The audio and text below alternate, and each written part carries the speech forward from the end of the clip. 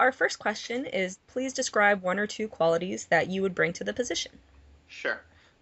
So one or two qualities that I would bring to the position. I guess the first one that comes to mind to me is adaptability. When I've had some really great experiences while here at Canisius and at other institutions, and through those I've kind of had an opportunity to try a little bit of everything. A lot of residence life, some conference services. I've worked on programming committees and sexual violence prevention committees, things like that. So I feel like I've got a great set of experiences that I can kind of draw from for different things, and I think that really makes me adaptable to different situations, and I can, um, work through any sort of issues and kind of troubleshoot based on those experiences. So I have some experience with that.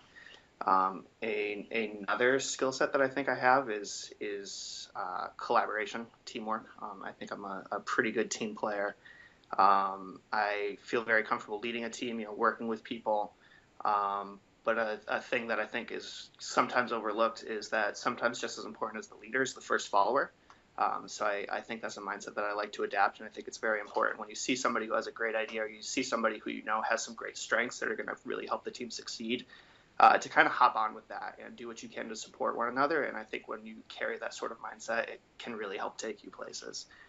So those are two qualities that I really like to pride myself on. Great, thank you. Mhm. What are your strongest leadership skills?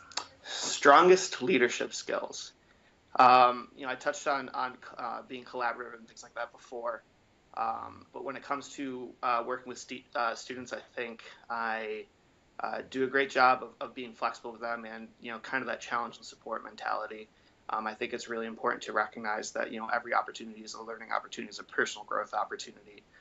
So working with students to kind of utilize their strengths, and to set them on the right path, but to let them be challenged, to let them fail when it's okay to fail, and to really just kind of stretch themselves. That's something that I really pride myself on when working with individuals, is kind of helping them get to the next level.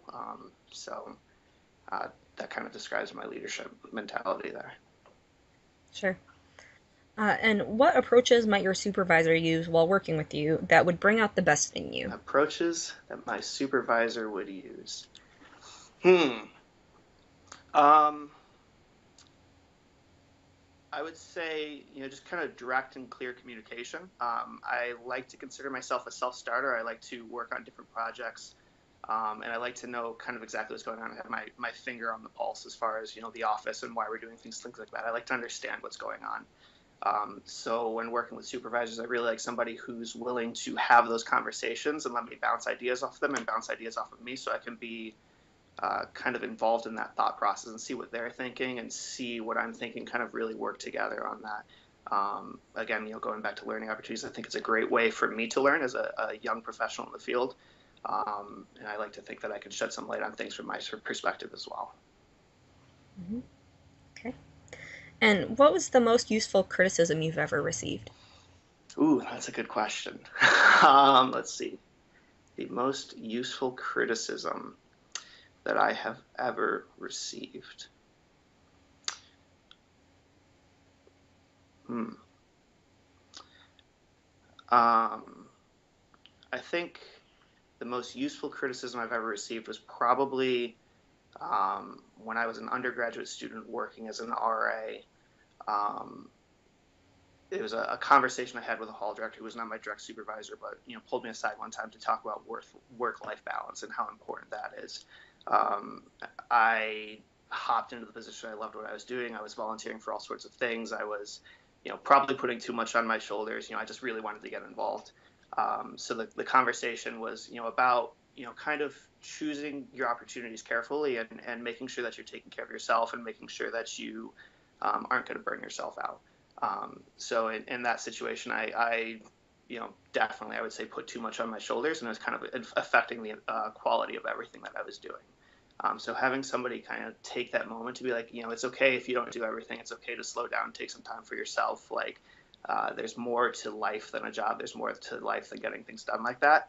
Was something that was kind of eye opening, because I was, pedal to the metal at that point. And I think it's helped me moving forward. And I think it's a conversation that I've had the opportunity to have a couple times myself since then.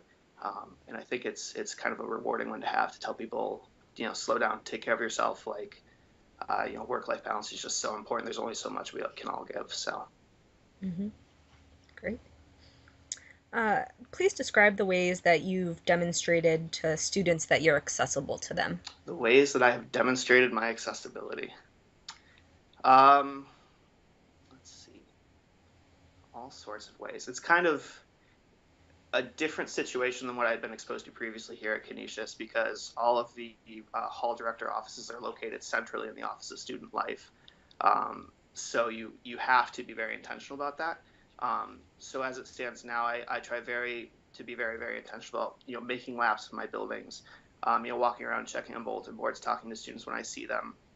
Having a live-in position, you have a really cool opportunity because you see students at times that they wouldn't necessarily bump into, like when you're doing laundry or going to the vending machines. So just kind of taking all of those small opportunities to, have conversations, say hi, ask how things are going, try to learn names, at least recognize faces. I think that's really important. And doing that, I think, has helped me build a rapport with students that I may not otherwise have had a chance to connect with because they aren't actively coming into the office. I think another big part of that is connecting with your RAs and making sure that you are accessible to them because they're that front line with students. So if they have access to you, you know that the students are going to. And also just kind of showing support for them going to the programs they're putting on, whether it be in the halls or on campus, and interacting with students that way as well. Hmm. Okay. And how do you handle the stress that comes when you need to juggle multiple tasks and meet the deadlines? Yeah, that goes back to work life balance, I think. So I think the first thing is it's really important to for me personally to make sure that I'm organized and can really prioritize what I'm doing. Um, excuse me. Every morning I sit down and kind of make a to-do list and kind of look at what I have to do that day. And then just start tackling those tasks and going through. And obviously, particularly working in residence life, sometimes things pop up. Is the way it goes. But having that organization, that prioritization, so kind of when and where things are going to fit into your day, so that you can plan around that is really important. Another part of it is in those slow times or those really really busy times is taking care of yourself. It's taking that walk in the office, going to get that cup of coffee, whatever it may be, to kind of refresh yourself so that you have energy and you can really commit to what you're doing. Um, and by keeping yourself fresh, keeping yourself organized, and just trying to keep that positive perspective. For me, that works really well when it comes to juggling all of these things at once. There's so many balls in the air sometimes. So Hmm. Yep. Thanks. What are your long-term professional goals? it's a great question. Um, so what I've found through my experience here at Canisius is that I'm very passionate about working in student conduct and preventative programming, so sexual violence prevention, Title IX compliance, things like that. So long term, I'm hoping to go on and get my PhD and work through student conduct and preventative programming through more administrative positions. So working as an associate dean of students for student conduct, then dean of students, and then eventually, I think it would be really exciting to get up to a VP of student affairs type level.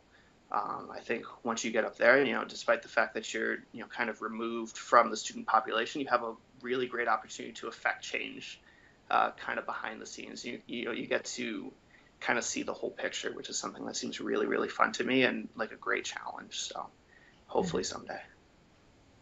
Great. And then I guess my last question is, what questions do you have for me? Sure. So my question's about Stephen F. Austin. So I was looking through the website and through the residence life page and things like that, and I noticed the term learner-centered environment came up both in the mission statement and the strategic plan. It was mentioned several times in the residence life website. So I guess I was wondering what a learner-centered institution looks like in your perspective and how you go about ensuring that environment is created.